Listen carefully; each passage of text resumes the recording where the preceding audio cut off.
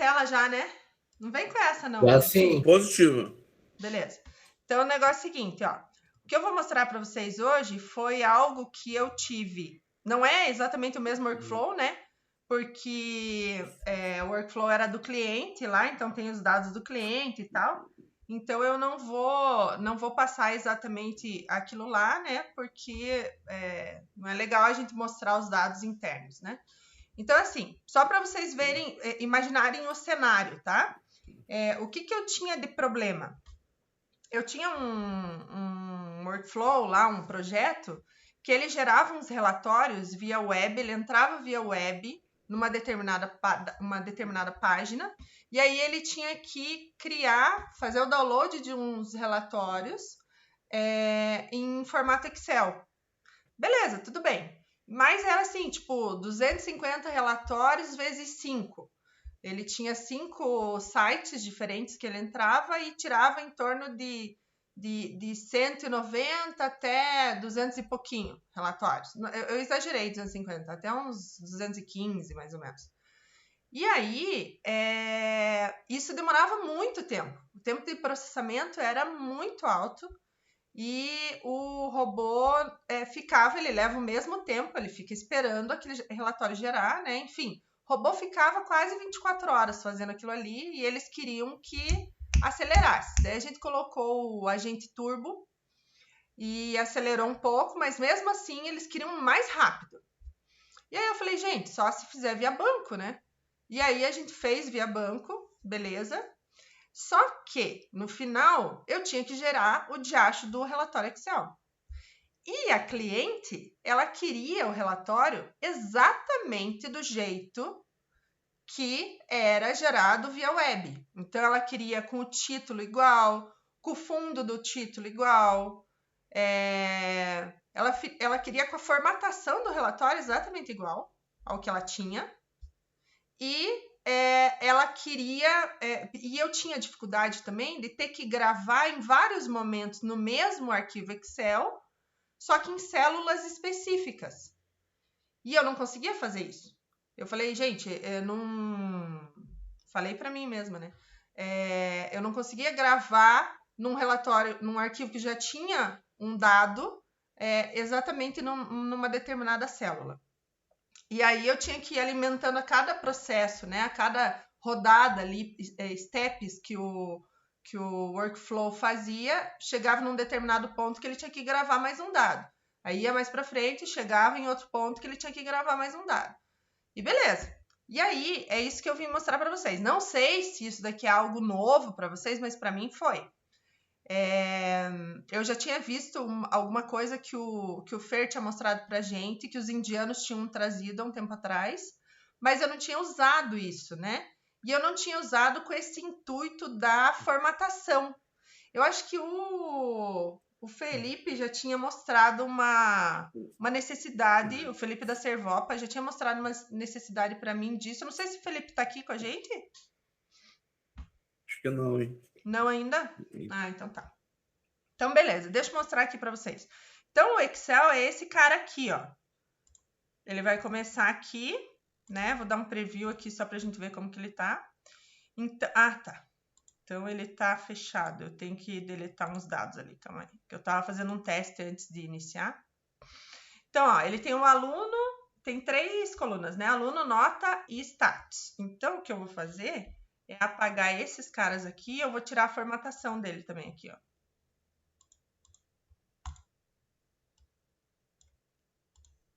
Isso aqui eu vou deixar. Beleza, então eu quero que ele venha aqui e grave embaixo de status os dados, somente aqui sem apagar o resto. E eu não vou gravar de novo, eu não vou trazer esses dados aqui de novo, eu vou gravar só o que vai entrar aqui. E eu quero que ele venha com essa formatação aqui, eu quero que ele venha com essa grade aqui fininha, tá? Então, o que eu fiz? Eu vou rodar ele primeiro e daí depois vou mostrar para vocês como que a gente resolveu isso, tá? Então, vamos lá. Então, aqui tá ele entrando, beleza, com as 3 colunas. E aí, aqui, ele só cria uma sequência, uma numeração, tá? Que ele vai entrar com essa field row num. E aí, aqui, ele verifica a nota, ó, valida. Se a nota for maior ou igual a 7, ele vai para aprovado ou vai para reprovado. E aqui ele junta aquele row num com esse C, que nada mais é do que o número da célula que ele vai gravar, tá? E aí, o status que ele vai gravar para esse determinado cara ali. Então, tá. E aí, aqui ele passa para baixo, ó, esses dois dados, o status e a célula de gravação, tá? E aí, ele puxa esse filho aqui, que é esse cara que entra com as duas fields, tá? E grava nesse Excel, que é o mesmo Excel, ó. Append Excel teste. Aqui, ó, append Excel teste. E aí, vocês podem ver, ó, não estou usando template, mas poderia usar um template se fosse um relatório um pouco mais complexo, né? Para esse cliente que eu mencionei, eu já usava um template, porque tinha que vir a logo do cliente e tal, então eu já usava um esqueleto assim pré-pronto, mas por mais que eu formatasse aquela célula, por exemplo, que eu entrasse ali no status e deixasse formatado, ele gravava e tirava aquela formatação, sabe? Então, não adiantava. Ah, deixa eu mostrar aqui. Daí, aqui, ó, ele pega aquele parâmetro que a gente está puxando lá, que ele está trazendo naquela field do JavaScript, tá? Beleza? E aqui eu já explico para vocês o que eu fiz para ele trazer a formatação. Então, vamos lá. Vou rodar aqui.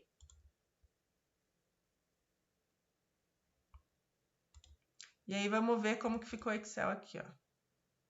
Ó. Então, ele gravou só essa parte, porque vocês podem ver aqui, ó, que no filho, eu tô gravando só o status, ó. Eu não gravo tudo de novo, tá? Eu tô gravando só o status. E aí, a formatação, vocês podem ver que eu peguei aqui, ó, nesse Style from Cell, eu coloquei esse plan 1 a 1, que nada mais é do que eu peguei, criei, e foi isso aqui que o Fernando fuçou até descobrir. A gente criou uma nova sheet aqui, tá? Essa sheet eu posso deixar oculta se eu quiser. Se for um template, né, eu posso deixar oculta. E aí, eu deixei aqui a formatação que eu queria. Então, eu posso deixar do jeito que eu quiser. Se eu quiser em negrito e tal, enfim, com fundo, eu deixo aqui, tá? E aí, aqui, se a gente pegar, por exemplo, daqui, eu vier aqui em plan 1, ó, eu tenho exatamente o que eu preciso puxar, eu só deixo igual, ó. Eu pego exatamente isso daqui, que é o endereço dessa célula, né? E aí eu coloco aqui, ó, nesse campo. E aí ele vai gravar exatamente com a formatação que eu quero. Beleza? Alguém já tinha visto isso aqui?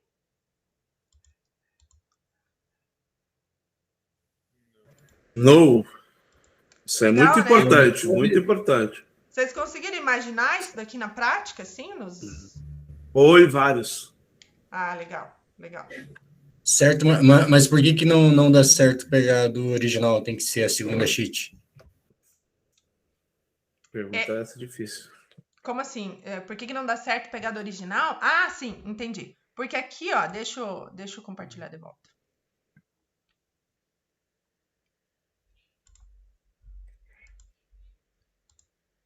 Aqui, ó. Porque quando você manda gravar, estão vendo já, né? Não, ainda não. Agora sim. Não? Sim? Quando você manda gravar, ele vai vir uma gravação crua, uma gravação limpa. Então, eu não tenho nada de estilo aqui, de formatação, de nada. Se eu mandar gravar sem essa informação, ele vai limpar. Por mais que eu deixe no meu Excel já configurado aqui no fundo, ele vai limpar e ele vai gravar tudo em branco aqui no final. Ele só vai vir com o dado. Se eu quiser que ele venha, por exemplo, com esse fundinho cinza, digamos que eu quisesse que ele gravasse esse title, né? Esse título. Ele não traz exatamente, ele grava cru, ele grava só com... Ele vai gravar aqui para o lado esquerdo, status para cá, e sem o fundo e sem a caixinha, por mais que eu deixe já formatado. é uma gravação nova daquele campo que ele vai pegar exatamente o que está vindo daqui. Então, ele deixa em branco, né? Ele deixa tudo branco. E aí, você tem que trazer a formatação aqui para dentro do Excel Writer. Uma que não é sobrescrita, enfim, não mexe em momento algum, né? Seria essa a ideia. Tá. Essa daqui ele vai sobrescrever, só que ele vai pegar a formatação que está aqui nessa célula. Então, tá, fez sentido. Entendeu? Entendi. Ele pega o que está aqui. Então, se eu quisesse colocar o título e tal, e aí digamos que você tem um template, né? Eu até deixei aqui para mostrar para vocês, ó, do meu cliente, era esse cara aqui, ó. Ó, era esse aqui. Ó, tá até o nome do cliente aqui, deixa eu apagar. Era esse cara aqui. Então, ele tinha... Aqui eu deixei... Aqui é o template. Então, ele já tinha aqui os dados, tinha aqui a logo, né, do cliente. E aí, isso aqui eu tinha que gravar num determinado momento. Isso aqui também. Então, esses 2 dados eu tinha que gravar. E aí, eu tinha que gravar... Em cada momento, eu tinha que gravar vários dados aqui. E aqui no final... que eu não sabia exatamente quando seria esse final, porque podia ter 10 linhas, podia ter 30, podia ter 50, ele tinha que ainda fazer um total e fazer uma somatória aqui, sabe? E aí aqui ainda tinha que ter esse fundo aqui, ó. E aí eu deixei aqui, deixa eu até ver se eu consigo mostrar aqui, ó. Exibir, aqui ó, o meu plano 1. E aí eu deixei aqui, ó, eu tenho, lá no final, eu tenho que fazer a gravação do total exatamente como estava aqui, que tá aqui, né? E os campos, e era isso que eu não conseguia fazer. Os campos aqui do meio, eu não deixava linha de grade, eu não conseguia fazer a linha de grade. E eu mandei para o cliente validar, e foi todos os dados, a coisa mais linda, né? Eu pensando que o cliente ia me elogiar. Quando eu mandei para eles falaram, não, mas falta a linha de grade. Falei, mas não pode ser sem a linha de grade, não, né? Não, falta a linha de grade, tem que ter a linha de grade. Putz, eu fiz todo o workflow e tal, não sei o que, faltava a linha de grade, eles queriam. E aí foi assim que a gente resolveu. Giovana? Oi? Só uma dúvida. E seria possível, que nem aqui você usou a célula que você usa para estilização, você usou ela numa outra planilha, né? Numa planilha secundária dentro do mesmo Excel. Seria possível usar uma célula da própria planilha que ele grava os dados ou não? Sim, se essa planilha já existe, eu acredito que você possa colocar em qualquer lugar. Salvo, assim, a única coisa que tem que tomar cuidado que não seja um lugar que seja possível do robô ir lá e gravar em cima, né? Perfeito, legal. Aí você pode usar. Beleza, people? E aí, alguém quer contribuir com alguma coisa? Vocês estão muito quietinhos. Na verdade, o que eu tenho aqui ainda não está ok ainda para contribuir, mas ainda estou tentando descobrir como resolver. Beleza. Uma outra coisa que eu descobri esses dias, gente, é o seguinte. Mas se você quiser mostrar, Alexandre, você pode mostrar. Uma outra coisa que eu descobri esses tempos atrás é o seguinte, quer ver? Eu não tenho aqui um exemplo, mas deixa eu fazer aqui rapidinho, aqui, teste. Deixa eu pegar um desses aqui. Opa. Aqui. Tá, pode ser. Eu não sei se vocês sabem isso aqui, mas eu acabei descobrindo na raça ali, quando eu tive essa necessidade. Cadê? Aqui. É uma particularidade do Workflow Executor, tá? Então, por exemplo...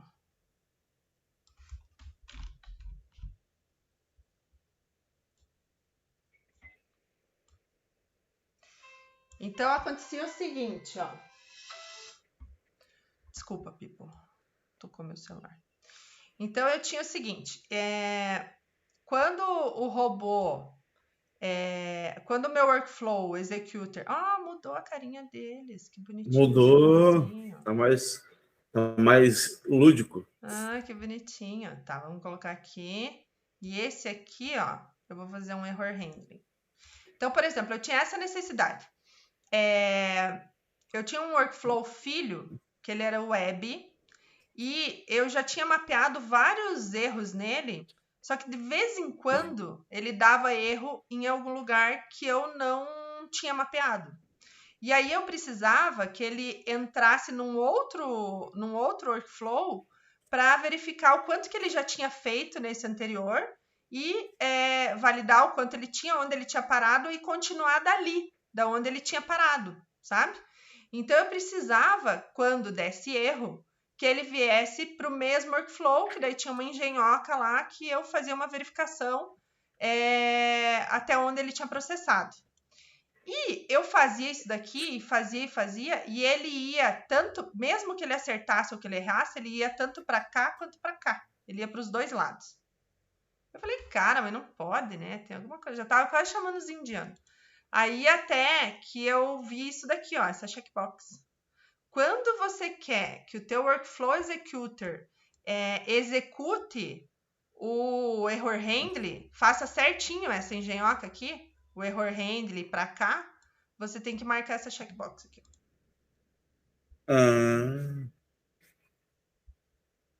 Entendi.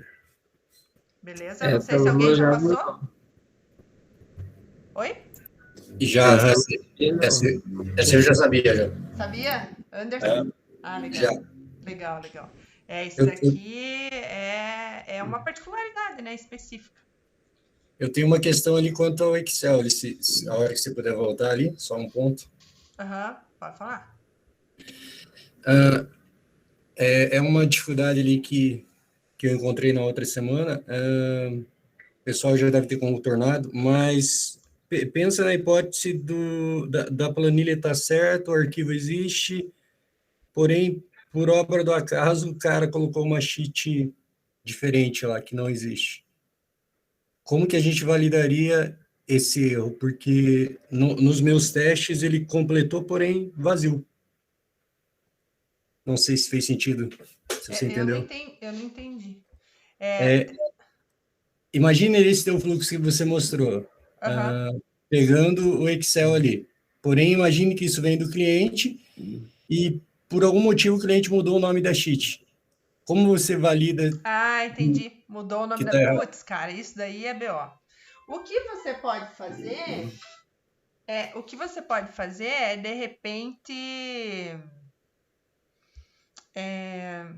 Você não consegue... Eu não sei se consegue aqui fazer um regex, será? Na sheet? É no input, né? Deixa eu ver aqui. Isso, tá tudo ok, tudo certinho, o cara existe, tudo, o fluxo não dá erro. Aqui acho que não funciona regex, né? Pois é porque se a sheet não tiver certa aqui, ele não vai imputar, não adianta.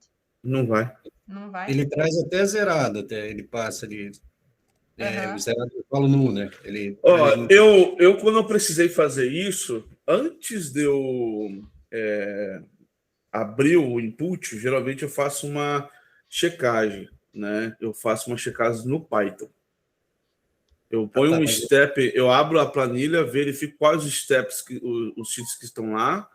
Eu crio uma variável que é qual é a sheet correta, quando eu preciso fazer esse tipo de validação. Então, ele traz um array para mim com todas as sheets. E aí eu verifico se ela continua sendo o mesmo padrão. Senão, eu aboto informando que o arquivo está fora do modelo padrão, entendeu? Mas pelo AE, sem o uso do Python, não tem como validar a sheet. Não consigo validar, pelo menos até hoje eu não consegui. Então, a forma que eu fiz de manobra foi isso, entendeu? Eu dependia daquela planilha, por isso que eu comecei a adotar muito banco de dados, SQLite, por conta dessa situação. Porque aí eu paro, aborto o processo ali já de cara, já informo que a planilha está fora do padrão e informo o cliente. Aí é o cliente que tem que me dar a planilha no padrão, entendeu? Mas foi a forma que eu tive. Eu tive um problema na própria Duff um tempo atrás, e aí eu precisei validar dessa forma. Depois a menina entendeu o que tinha que fazer na mão mesmo e resolveu o problema. Mas vinha diferente a sheet, entendeu? Eu tive um cliente, Anderson, que ele o input do workflow era via Excel, né? E ele teimava, cara, em colocar as colunas no lugar errado, dado no lugar errado, por mais que eu já tivesse falado assim 1 milhão de vezes que não podia, que não ia funcionar e tal, eu tive que várias vezes o robô não tá funcionando, entrar em call e mostrar para ele que o problema era no diacho da planilha que ele colocava de input, que ele não fazia certo. E até que um determinado momento ele aprendeu que o layout tinha que ser exatamente aquele, porque senão não ia funcionar, sabe? Então, Então, assim, eu acho que isso daí é algo que o cliente tem que saber que ele não pode mudar o nome, tem que ser sempre igual e pronto. E é isso, né? aqui o que aconteceu foi algo no sentido de que as informações estão corretas, tudo certinho, você olha a planilha visualmente, mas digamos que só o nome da sheet mudou de sheet 1 para sheet. Meio que o cara... Mas tipo, isso aí é padronização. Aí eu tinha esse problema aí com o cliente, cara. Então, tipo assim, toda vez ficava culpado a gente que estava fazendo que o robô que não estava lendo. Entendeu? Não, é horrível essa sensação. E aí eu matei nessa charada aí com esse scriptzinho lá. Você usa o Pandas, aí você só abre a planilha e faz um for lá para pegar todos os sheets que estão lá. Aí eu pegava e fazia essa validação. Se os sheets que eu estava na planilha estava parametrizado realmente com aquele que eu subi como padrão. Aí, como eu já tinha isso pré-definido, então eu deixava numa variávelzinha lá o sheet padrão, entendeu? Você pode fazer isso se tornar dinâmico se, por exemplo, você for trabalhar com um único sheet e esse sheet for dinâmico, tu pode trabalhar então com uma alteração na hora de executar, entendeu? Criar um padrão específico e você usa o Python para mudar o nome da sheet. Aí você pode fazer isso também. Você faz o caminho inverso. Entendeu? O único ponto dessa solução é uma solução que resolve o problema, né? Mas o único ponto dela é que ela vai acabar exigindo que você tenha o Office, o Excel, né, instalado na máquina. Exato. Assim como a solução que eu já fiz em outro momento foi usar VB Script, né, que é algo talvez um pouco mais rudimentar do que o Python, mas eventualmente mais simples, né? Você não precisa literalmente abrir o Excel para daí coletar a informação ali. E o legal do VB é que você consegue fazer aliás, você consegue coletar o nome da informação, o nome da sheet ali, sem literalmente abrir o Excel, usando a posição da sheet, né? Então, se for um arquivo que tenha 4, 5 sheets na mesma pasta de trabalho do Excel, você pode ir pela posição e procurar pela sheet que você quer, fazer um loop e tal, né, pela posição até encontrar o nome que você quer. Se não encontrar uma planilha com o nome que você precisa, você pode reportar o erro ali de planilha fora do padrão, né? É uma alternativa também, tá? Só que tem o mesmo inconveniente aí de você precisar do Excel instalado na máquina. Mas o Python precisa, e por que ele... Oi, desculpa. O Python não precisa de ter o Excel instalado, cara? Precisa. Senão você não vai conseguir abrir o arquivo, né? Não vai conseguir ver o que está dentro dele. Entendi. Por que a execução termina como toda completa ali, né? Tudo verdinho, tudo 100%, mas na verdade não fez nada. É como se você tivesse fornecido para o robô um arquivo sem linhas, né?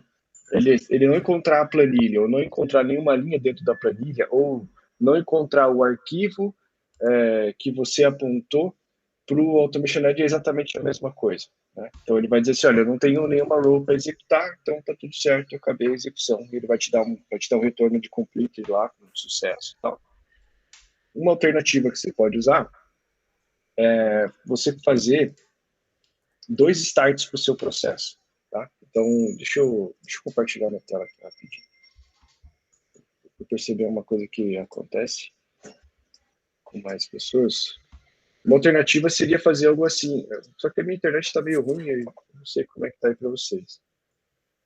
Tá bom. Por exemplo. Já carregou, tá normal. Está bem lentinho. Já? Tá de boa. Beleza. Então, seria mais ou menos assim, você tem um Excel input, coloca um getVariables em paralelo, declara uma variável qualquer aqui, tá? Uma variável controle, por exemplo. Controle, tá? Ó, tá dando uns bugs aqui no meu teclado. Aqui é só um... É isso? Beleza? Ah, tem que dar um tipo para ela. Né? Tem que dar um tipo para ela. Eu coloquei a variável controle. Deixa eu tirar esse monte de T aqui. Controle, ela tem um valor 0. Você manda entrar um arquivo aqui no teu Excel Input. Deixa eu pegar aqui um arquivo.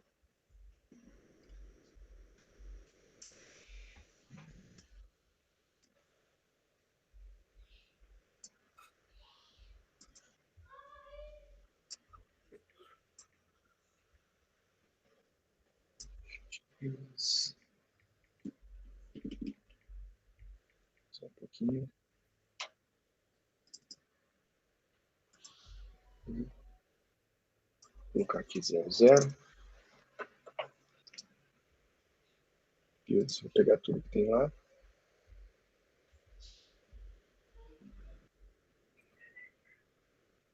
Ok. Beleza. Então aqui a gente tem 2 starts, né? Se eu rodar, ele vai ler o arquivo Excel que eu coloquei lá e vai iniciar aqui também a variável controle, né? Igual a 0. O que dá para fazer aqui é fazer um merge na sequência. Então, meu teclado está me sacaneando hoje. Aqui, fazer um merge aqui. Na verdade, é a internet. Você pegou um vírus, né? Ainda bem que você não tem como transmiti-lo. É uma VMzinha, não sei. Tô numa VPN aqui também, né? Não ajuda nada, né? Então, você vai fazer um merge aqui. Vai colocar lá o full alter, né? Para juntar as duas rows que estão chegando nesse merge. E aí você põe o filter row depois. Por quê? Dessa forma, você vai ter, inevitavelmente, você vai ter pelo menos uma row, né? Que é a row que está sendo gerada pelo getVariable. Caiu minha conexão. Então, você vai ter uma row que está sendo gerada pelo getVariable. Então, você vai ter uma row chegando aqui. Oxi. Aqui. Você tem outra que está chegando aqui. Acho que congelou sua tela. Congelou? Estão vendo já? Não. Deixa eu parar e mandar de novo. Eu acho que descompartilha, compartilha de novo. Aqui, novamente. 32. Oi.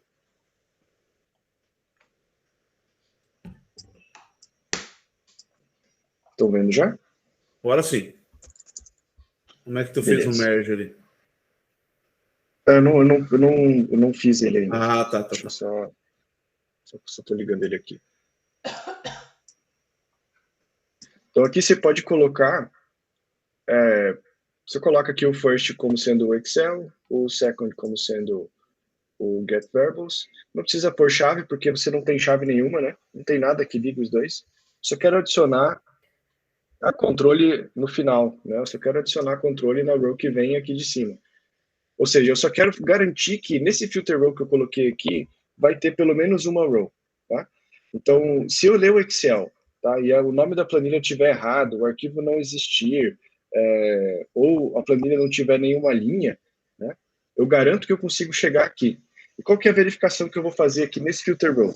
Eu vou verificar se alguma coluna lá do arquivo do Excel está vazia ou não.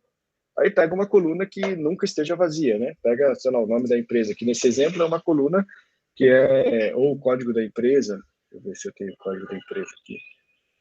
Não tem, mas, enfim, vocês entenderam. O CPF. CPF é um campo obrigatório.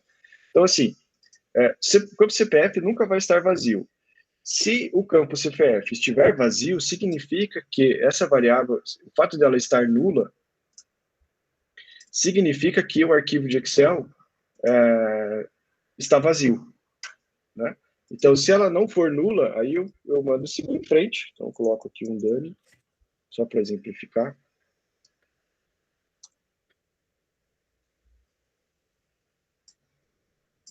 Então, aqui,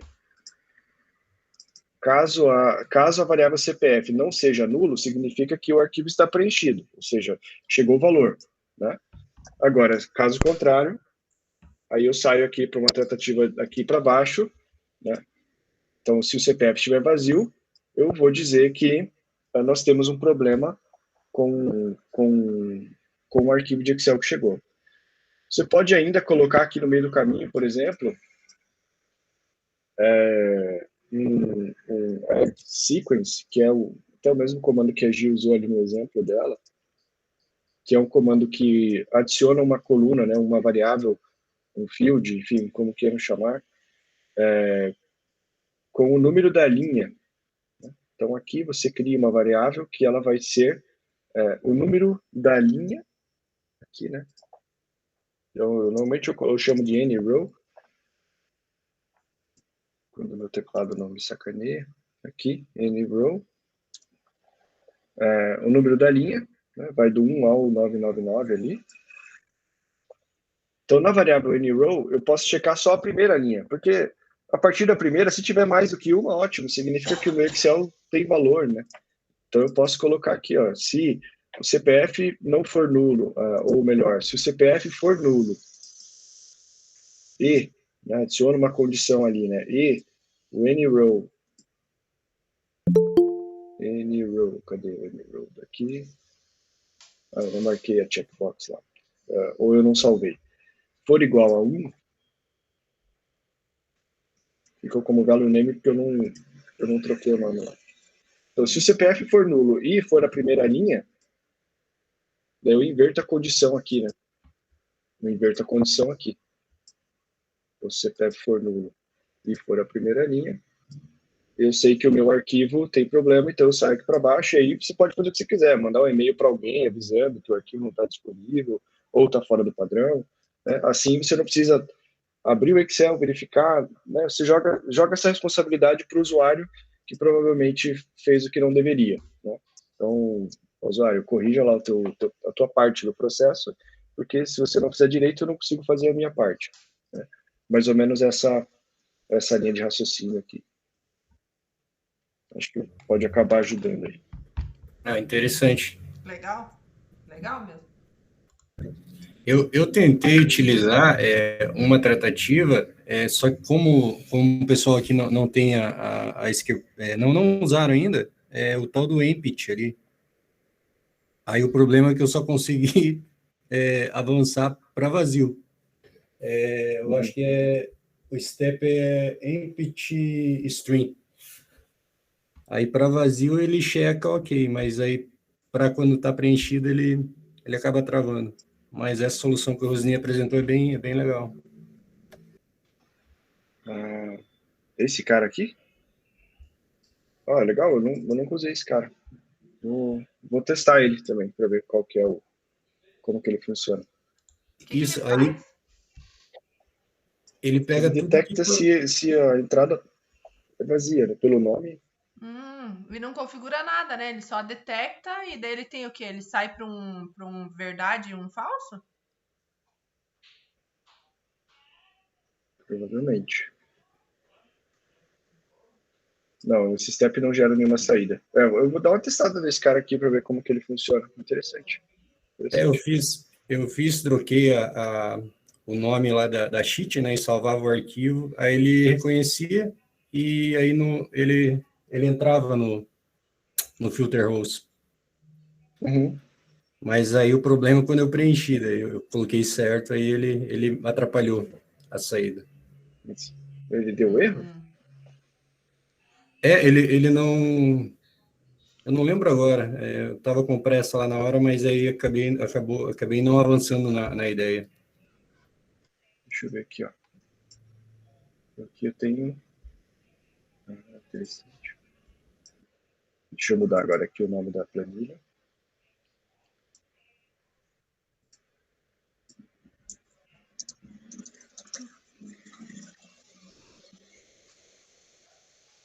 Agora a planilha não existe.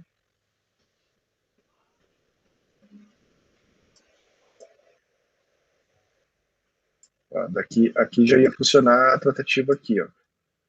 mas eu não sei, não entendi qual que é o retorno que esse cara vai mandar. Vou dar uma testadinha nele depois, pra eu ver como que ele ficaria. Acho que No próximo encontro a gente pode falar mais sobre ele. tem umas steps novas aí que é bem interessante, bem legal. Tem uma coisa, pessoal, que eu queria mostrar para vocês. Eu até já conversei deixa eu ver, com o Moutinho, acho. Semana passada comentei sobre isso aqui.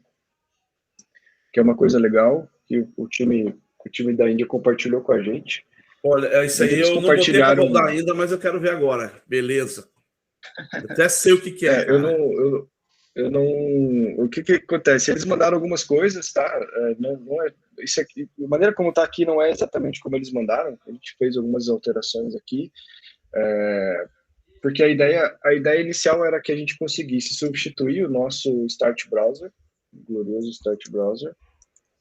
Esse cara aqui. Por quê? Opa, browser. Porque o que acontece?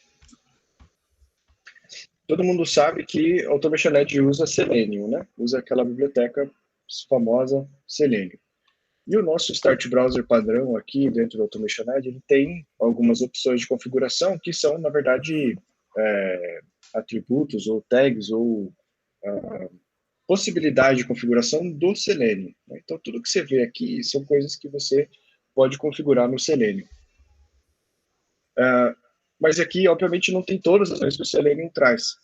E aí, a gente pediu para eles, né, um exemplo de como nós poderíamos iniciar o browser com o Selenium direto, né, e continuar tratando ou continuar executando atividades nessa página da web aberta pelo Selenium direto, né, usando aqui o Java Class, com os comandos de web que a gente já tem. Né? E o que a gente fez então? Deixa eu só comentar uma linha aqui especificamente. Depois eu abri a tela novamente, só para exemplificar aqui. Não vou deletar esse cara aqui, a gente não vai usar ele. Então, o que esse Java Class faz?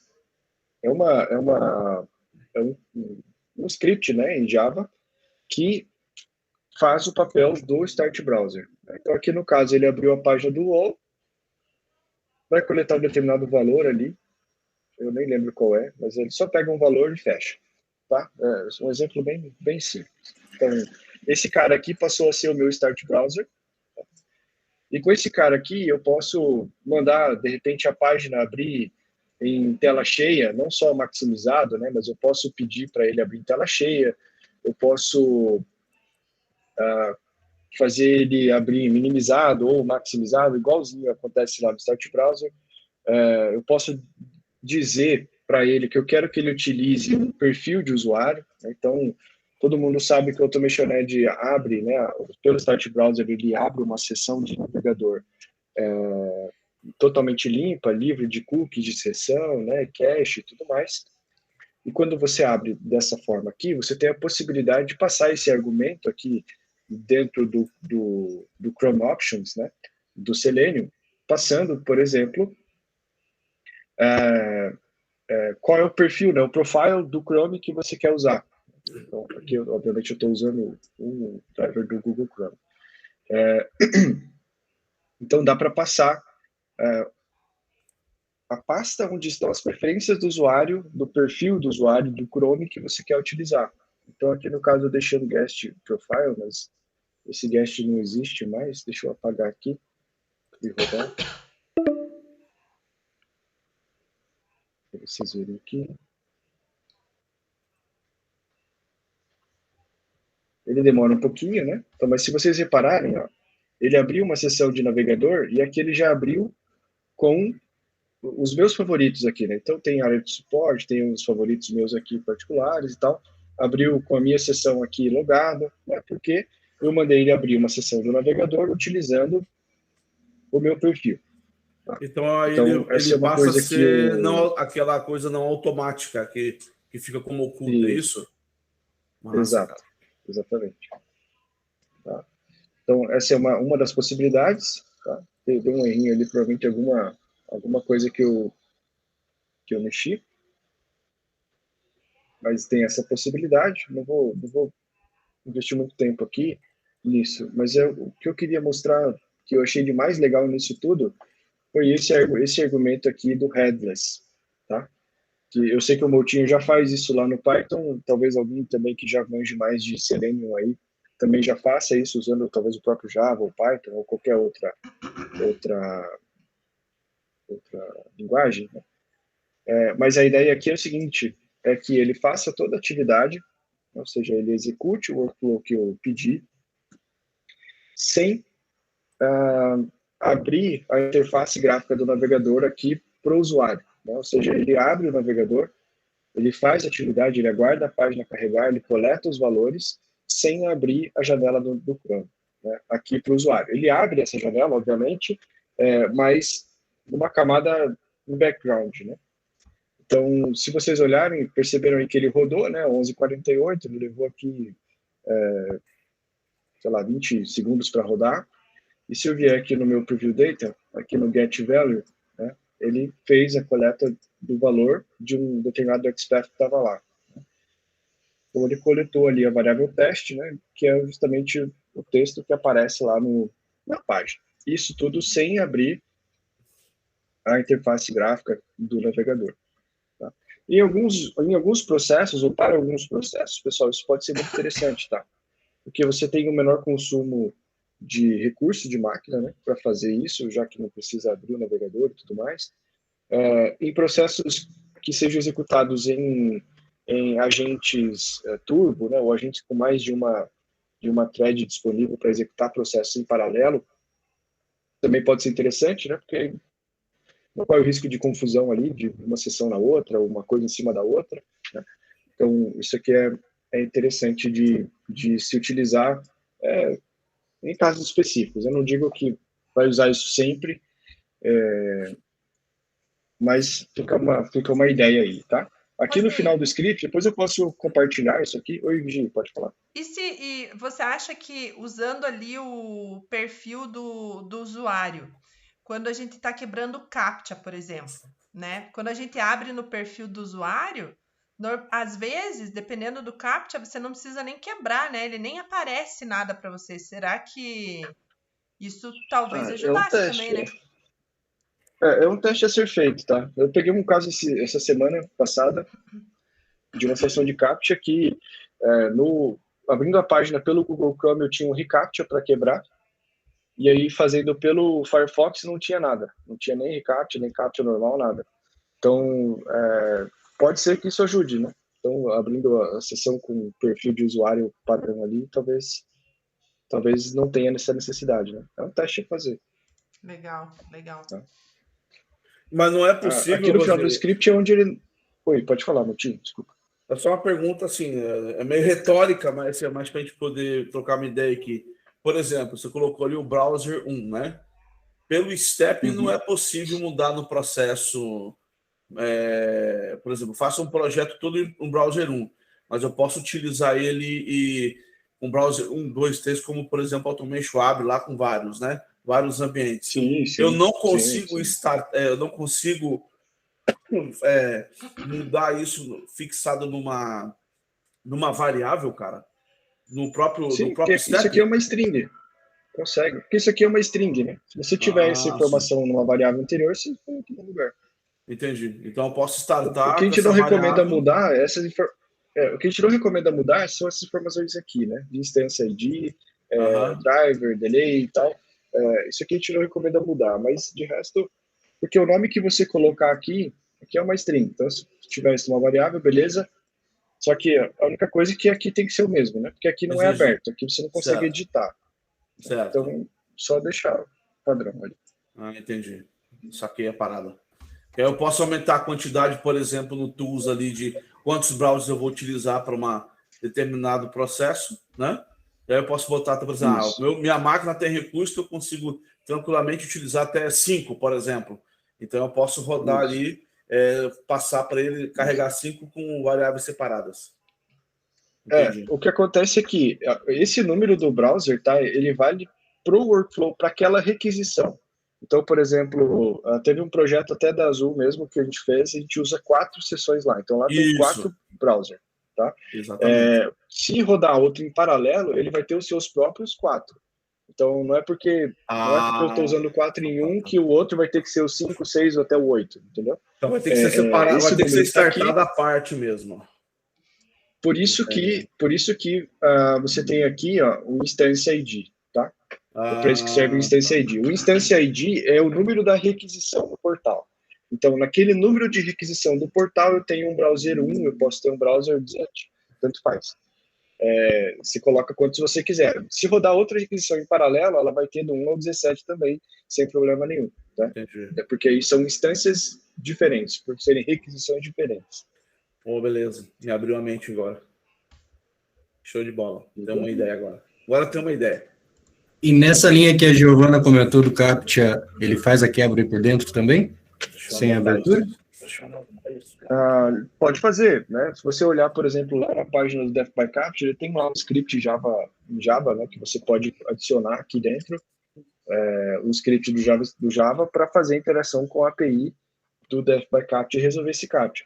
Mas como a ideia aqui é que eu consiga abrir o navegador com outras opções, além do que a gente tem normalmente no Start Browser, mas continuar utilizando os plugins padrões aqui do Automation Edge para a web, então, inclusive o do Death by CAPTCHA lá, né? O DBC, né? Sim. Deixa eu colocar aqui CAPTCHA. Gente, só para avisar, a gente só tem mais 3 minutos, tá? Aí vai acabar o Google Meet me avisou aqui. Como eu abri 10h57, ele vai fechar 11h57, tá? Vai cair. Beleza. Uma outra ideia aqui, indo nesse paralelo do Excel, a gente fez aqui exatamente essa mesma ideia aqui, falando de CAPTCHA. Na verdade, não CAPTCHA padrão, CAPTCHA de imagem, mas falando de CAPTCHA reCAPTCHA, tá? Vocês sabem que a quebra do reCAPTCHA leva em torno de 40 segundos, tá? 30 a 40 segundos pelo Death by CAPTCHA. O que a gente faz? Quando a gente vai abrir a página que a gente sabe que tem reCAPTCHA para fazer, a gente já sabe qual é o nosso usuário e senha do Death by CAPTCHA, a gente já sabe qual é o URL, qual é o key do site, né? O data site key lá.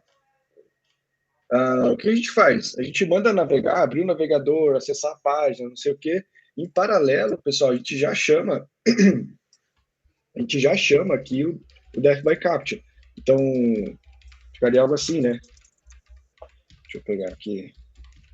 Minha máquina hoje está triste. Vou colocar aqui. Né? E aí aqui faria outro, pode ser um merge ou pode ser um string lookup, para juntar as duas coisas e inserir o valor do CAPTCHA lá dentro da página, tá? E assim você ganha um pouquinho de tempo, porque enquanto ele está abrindo o navegador na thread de cima, ele já está quebrando o CAPTCHA na parte de baixo. Entendi.